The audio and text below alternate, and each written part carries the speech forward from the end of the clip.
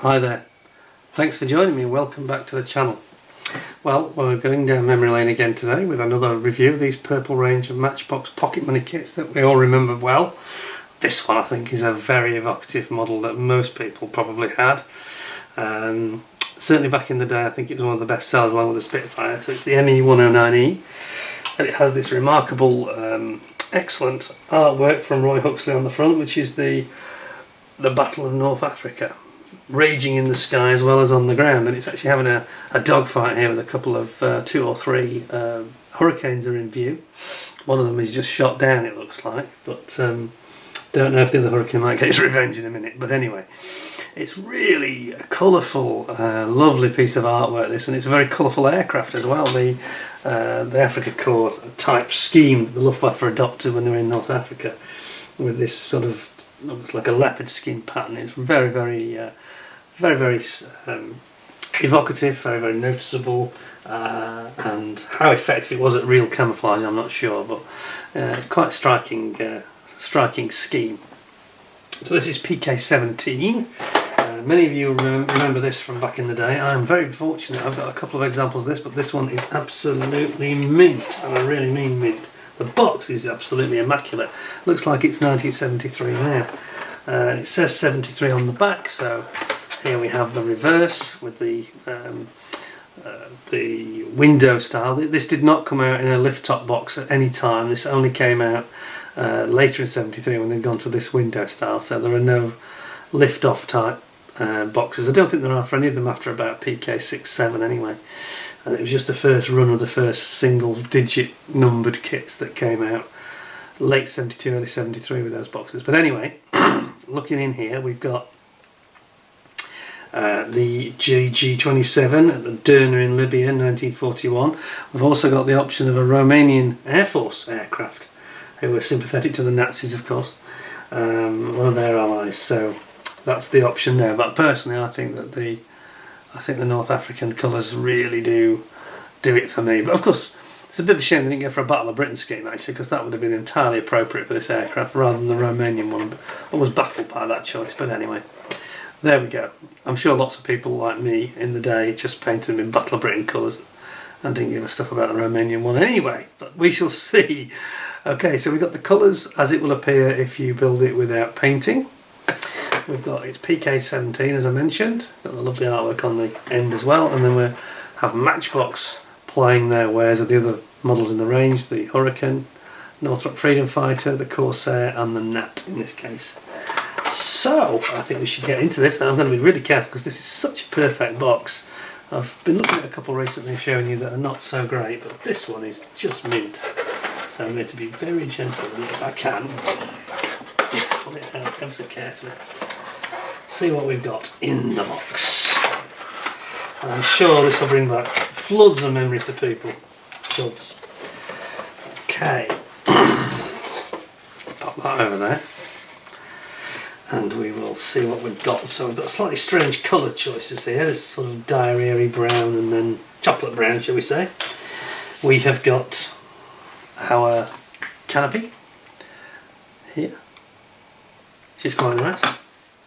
It looks fine, to be honest. It's got the aerial, hole for the aerial in the back of it, the radio aerial. But yeah, still in its original piece of sprue, which is as per original in 1973. Perfect. So that's good. Then of course we have the typical Matchbox M small size of stand, which we're very familiar with already. And then we have the lovely purple range proper Generation 1 instructions, and it says, having been told that no production order was forthcoming, Messerschmitt nevertheless began drawings of the 109 in the summer of 1934, so he pressed on with it even though he couldn't get an order. The prototypes were in 1935 using a Rolls-Royce Kestrel engine of 640 horsepower from the British. Oof, this is when we're all at peace still, you see. And obviously just bought it and then decided to develop their own. After use by some of the nationalists in the Spanish Civil War, the aircraft was developed into the 109B1.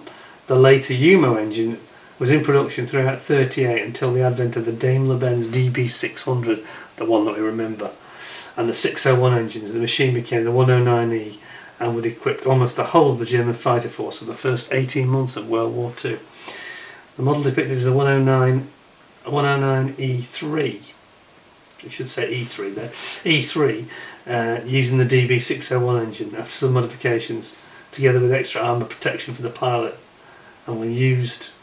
It had modifications to the canopy, and these were used by a number of air forces. And there we go. And there we have the decals, covered by their sheet and looking fine and dandy, to be quite honest. They're always good, these. I always like the little the artwork where it depicts it's like an African native that's being chased by a tiger, and that was the squadron's insignia. Quite evocative. Maybe not very PC these days, but never mind.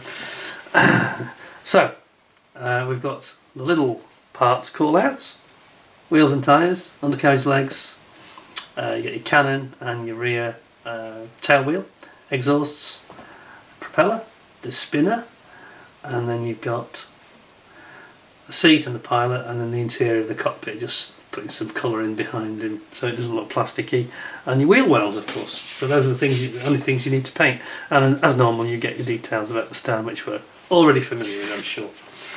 Colour call-outs for the Humbrol range here, and then we get straight into it, so let's go. Now then, pilot goes into his seat gets brought together with the two halves of the fuselage.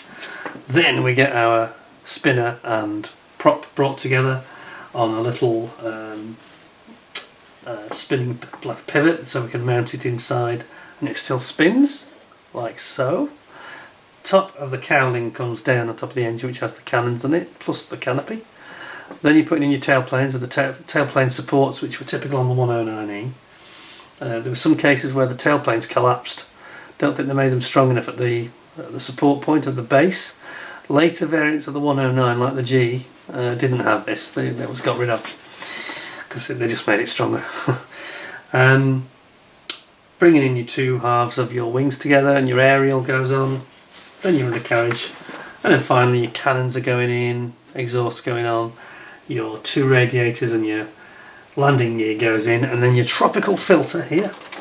Get your tropical filter going on to save the engine from all the sand, and that all gets pumped in there together. There's actually two types of tropical filter. There's the small one or the big one, and the Romanian Air Force of course doesn't have the tropical filter, so what they're saying there is that doesn't have it. It's a different it's the same part, but you don't use part 33.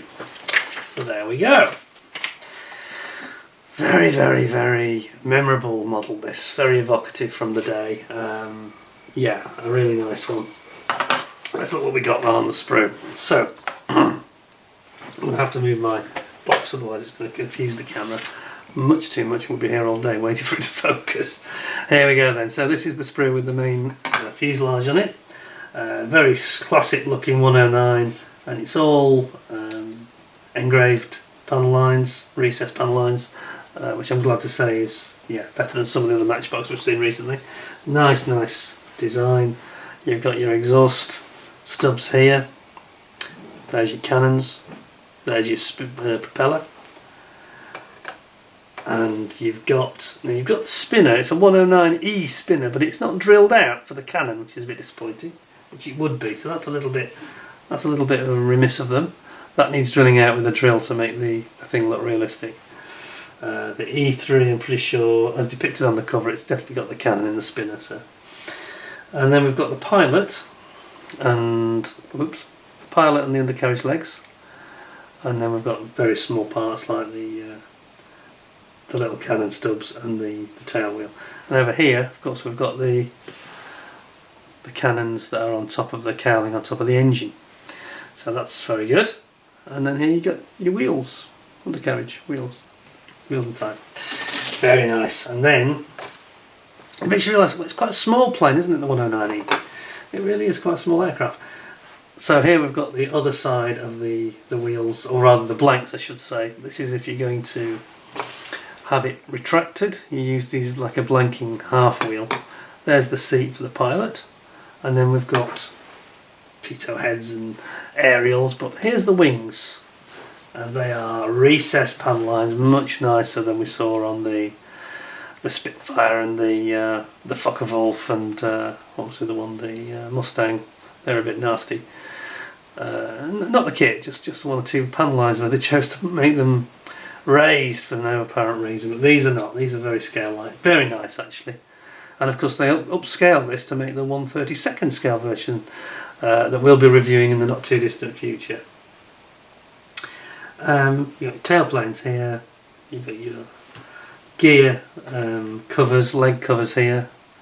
It's all there, isn't it? Not much more to say really. Here's your standard filter or your tropical filter for your desert operations for the engine. Well, that's it. So, really very, very nice. I like this one a lot, if I'm honest. Its only shortcoming was that spinner that just wants drilling out to make the cannon, so it's free for the cannon. Can't shoot your cannon without a whole new spinner, otherwise you get into trouble. Okay. So there we have it. It's the Me.BF 109E. An absolute classic. I'm sure many of you will remember this kit and bring back hopefully some happy memories. If it did, please give us a like. Don't forget to share and subscribe if you enjoyed the video. Marks out of 10 for this one. 8.5, 9, pretty good. Apart from that one issue, nothing really.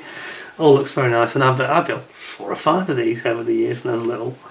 Really enjoyed this. I always had this and the Spitfire and the Hurricane. 3 favourites, you know. And then the FW190 came along and I did a few of those as well, but that was later. Anyway, thank you for joining me. Please stay tuned. Ding the notification bell if you haven't already, because then you'll get notified about up and coming further reviews I'm doing in the Matchbox range. More to come, plenty more to enjoy. So I hope you'll join me for that. In the meantime, thanks a lot and bye for now.